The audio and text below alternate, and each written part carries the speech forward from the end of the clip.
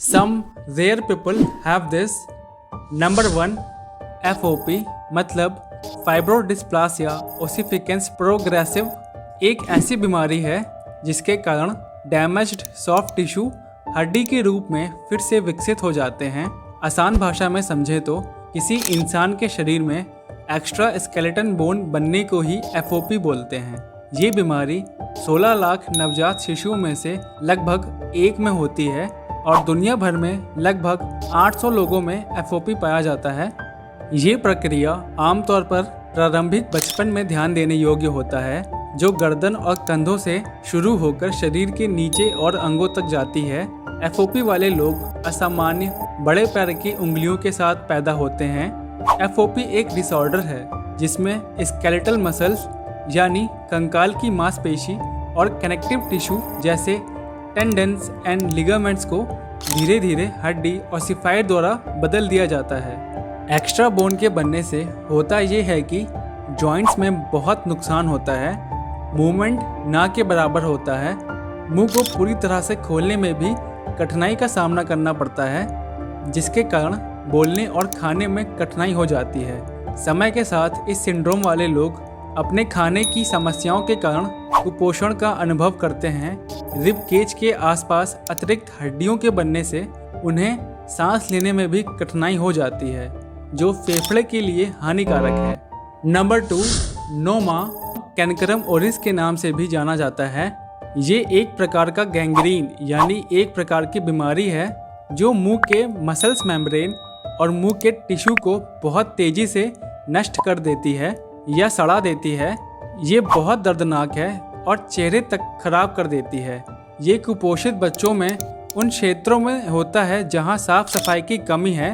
ज़्यादातर ये south Africa के देशों में देखने को मिलता है। इसका सटीक कारण अज्ञात है, लेकिन नोमा एक निश्चित प्रकार के बैक्टीरिया के कारण से होता है। ये सिंड्रोम अक्सर विकासशील देश में रहने वाले 2 से 6 वर्ष की आयु के युवा गंभीर रूप से कुपोषित बच्चों में होता है। अक्सर उन्हें खसरा, लाल बुखार, कैंसर जैसी अन्य बीमारी पहले से ही होती है, जिससे उनकी बॉडी में इम्यूनिटी सिस्टम बहुत कमज़ोर हो जाता है और यही कारण है कि इस टाइप की कंडीशन में ये सिंड्रोम बहुत जल्दी होता है।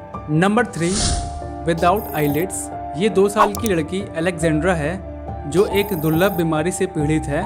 पिनॉय MD की एक रिपोर्ट के अनुसार इस सिंड्रोम को एबलफेरॉन माइक्रोस्टोमिया कहा जाता है, जो 10 लाख लोगों में से लगभग 1 को प्रभावित करता है। इसमें होता यह है कि दोनों आँखों की पलकें नहीं होती हैं। वे दिन रात आंखें खोलकर सोती हैं। भले ही वे सो जाए, आँखों के लिए पलक बहुत महत्वपूर्ण है क्योंकि ये आँख को ढकती है और उसकी रक्षा करती है। अलेक्जेंड्रा की पलकें ना होने के अलावा उनके कान भी उनके सिर में डूबे हुए हैं, यानी उनका सिर बहुत बड़ा है और कान बहुत छोटे। डॉक्टर्स बोलते हैं कि अलेक्जेंड्रा अपनी माँ की कोख से सही तरीके से विकसित नहीं हुई हैं, जिसके कारण से उसके शरीर में इतनी प्रॉब्लम्स हैं। Number 4 progeria. प्रोजेरिया बहुत ही दुर्लभ और एक आनुवंशिक बीमारी है।